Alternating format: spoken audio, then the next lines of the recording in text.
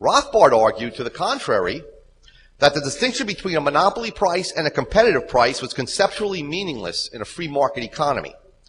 Now, Mises was once asked his opinion of Rothbard's disagreement with his theory of monopoly price by Joaquin Rieg, the Spanish translator of Human Action.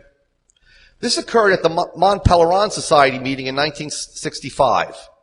Margit von Mises said that her husband had replied, quote, "Whatever Rothbard has written in this work is of the greatest importance," unquote. However, the Spanish economist Jesus Huerta de Soto has reported that when Rieg himself used to recount this incident, he would quote Mises' response as, quote, "I agree with every word Professor Rothbard has written on the subject," unquote. Whichever account of the incident is correct, the point is that even in his later years, Mises remained open to the criticisms of his students when they improved upon his own work. Rothbard, too, treated his mentor and his predecessors in economics with uncommon deference and respect. He often referred to himself only as a student of Mises and characterized his own original contributions to economics as attempts to advance what he called the Misesian paradigm. The first time Rothbard ever directly criticized Mises in public was in his classic paper on praxeology, value judgments, and public policy, which he presented at the North American Conference on Austrian Economics, the first North American Conference on Austrian Economics, held in South Royalton, Vermont. The year was 1974, and Rothbard was already nearly 50 years old. He was already a prolific author and one of the most accomplished and recognized Austrian economists in the world besides Hayek. Yet, after his talk ended, I remember him confiding to a few of us in attendance that he was still a little shaky, unsettled, or disturbed from having criticized his mentor publicly for the first time. What Rothbard had done in this paper, correctly in my judgment, was to point out that Mises' utilitarian social philosophy was incapable of supporting value-free judgments about the effects of economic policies on social welfare. Rothbard did not simply dismiss or ridicule Mises' position, but subjected it to the careful scrutiny and analysis that a great scholar's work is entitled to. I was fortunate to count Murray Rothbard as a close friend for over 20 years. So perhaps you will indulge me some personal recollections that reveal his great intellectual humility and his respect for his younger followers like myself. Some may have called us little punks. On one occasion, I met Murray for a lunch at his favorite delicatessen in New York City. It was in the early 1990s when he was working on his 2-volume masterpiece on the history of economic thought. Over lunch, he eagerly told me about the many new discoveries he had made, the unjustly obscure economists he had discovered, how one apparently minor economist was actually a brilliant movement organizer, although his influence was evil, as Murray would say, how modern psychobabble, which Rothbard usually detested, was actually useful in explaining the thought of a famous classical economist. And on he went, in his rapid-fire, New York style of speaking. He gleefully told me about the novel interpretations and critiques he was developing that would puncture the overblown reputations of some of the most venerable figures in economic thought. While he spoke, I rarely said anything, because I was fascinated by what I was learning, and I wanted to absorb every new idea and insight. I was also stunned by the breadth and the depth of his knowledge about a subject that he had not previously written much on. He must have mistaken my silence as a sign of boredom, because after about an hour, he suddenly stopped and sheepishly apologized for going on at such length.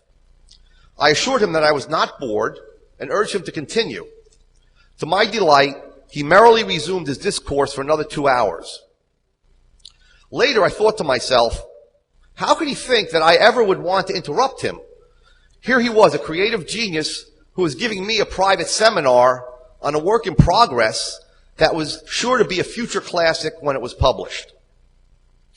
I will relate one more personal memory. In 1990, I published an article entitled Ludwig von Mises as a Social Rationalist in the Review of Economics, a journal edited by Rothbard.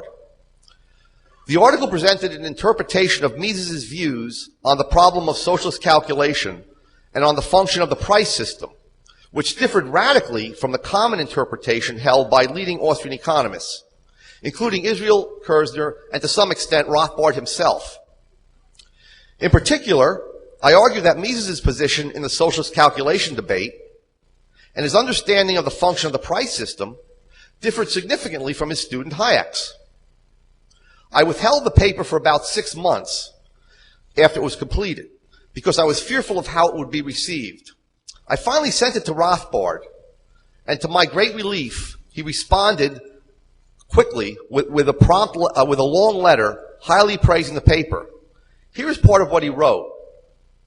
And I quote this because he's written very similar letters to many younger scholars.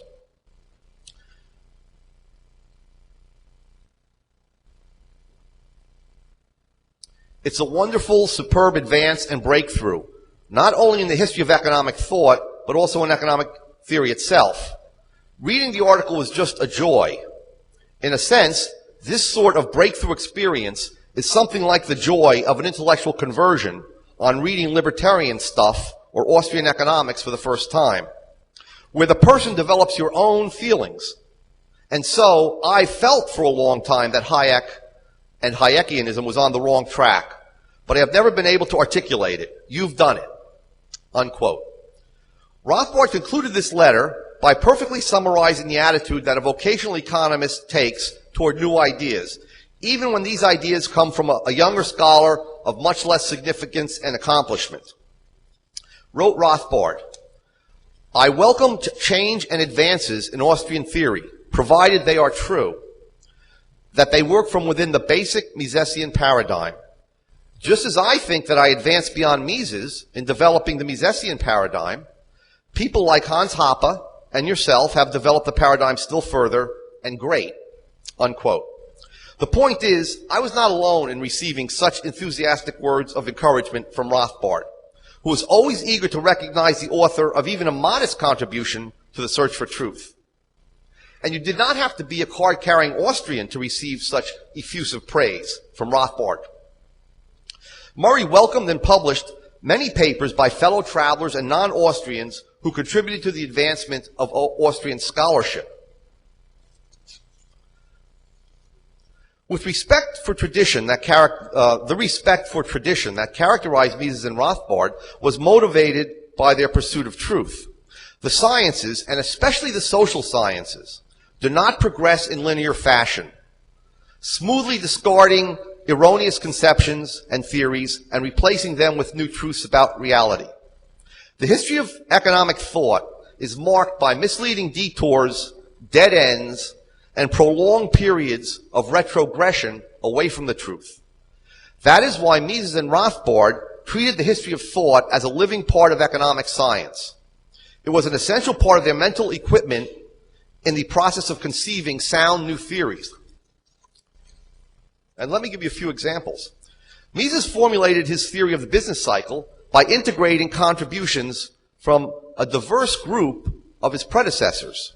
These included the theory of the international specie flow mechanism originated by Hume and Ricardo, the business cycle theory outlined by the mid-19th century British currency school, the distinction between the natural and loan rates of interest developed by the Swedish economist Wicksell, and finally, the capital and interest theory of his own teacher, Bombaverk. Even Mises' boldest departures from received economic theory and method were stimulated by the thinking of past economists. Take, for example, Mises' argument that economics is a science of human action based on a priori, that is, non-experimental reasoning. Mises credited the work of several generations of scholars in which this view was more or less developed. He mentioned by name many completely different thinkers. The classical economists, Nassau Sr., Cairns, and John Stuart Mill. The British banker and essayist, Walter Bagehot. The Austrian economists, Menger and Friedrich von Wieser. The sociologist, Max Weber.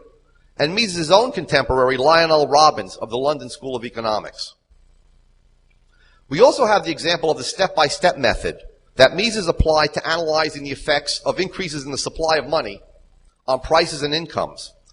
This analysis led Mises to the radical conclusion that Irving Fisher and other contemporary supporters of the neoclassical quantity theory were incorrect in claiming that a change in the supply of money, all other things equal, leads to a direct and proportional change of the price level.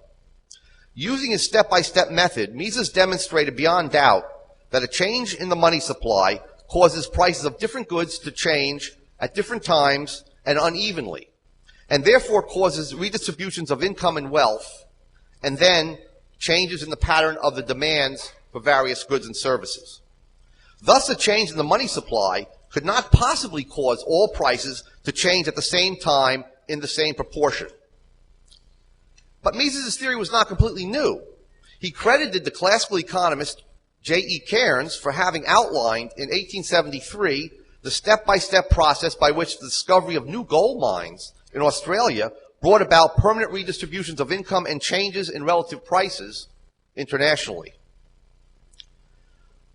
This occurred as the new gold flowed through international balances of payments of first one country and then the next, and affected the money supply of these countries at different times and in different order.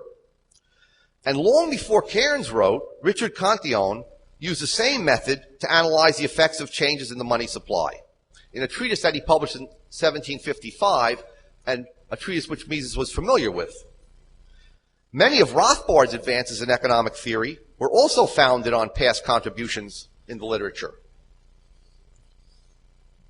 Possibly the most important contribution of Man, Economy, and State is the comprehensive theory of production that covers 5 chapters and 300 pages. While writing this treatise, Rothbard had discovered that he had to reconstruct Austrian production theory. In a progress report on his treatise that he wrote to the people that were funding him, he wrote the following: Mises has very little detail on production theory, unquote. Rothbard developed his theory by integrating the structure of production analysis developed by Wicksell and Hayek with the pure time preference theory of Mises and Frank Fetter. Both of these lines of thought originated in Bombawerk. However, in Human Action, Mises had ignored structure of production analysis, presumably because of its association with Bombawerk's fallacious notion of a measurable average period of production.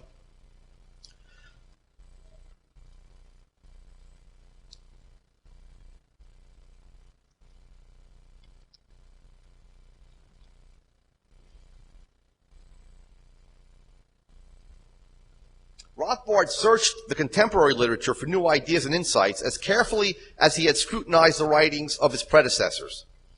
Man, Economy, and State contains citations of over 150 books, journals, conference proceedings, government reports, dissertations, policy reports, and monographs that appeared between 1949, when Human Action was written, and 1962, when Man, Economy, and State was published. Rothbard's deep engagement with the contemporary literature paid off as he discovered that many of these works contained ideas that helped him to clarify, correct, and advance Austrian theory. And he eagerly integrated these contributions into his own work. So he did not just depend on past Austrians. One example is his critique, or another example is his critique of perfect competition and monopolistic competition doctrines, and his formulation of a positive theory of competition as a dynamic process. Here, Rothbard favorably cited the contributions of a number of mainstream economists. He singled out a book on quality and competition written by an obscure economist, Lawrence Abbott, and he gave this book special praise. He characterized it as, quote, one of the outstanding theoretical works of recent years. Indeed, the theory of rivalrous competition developed by Rothbard is clearly influenced by Abbott's arguments on the central importance of the qualitative dimensions of competition.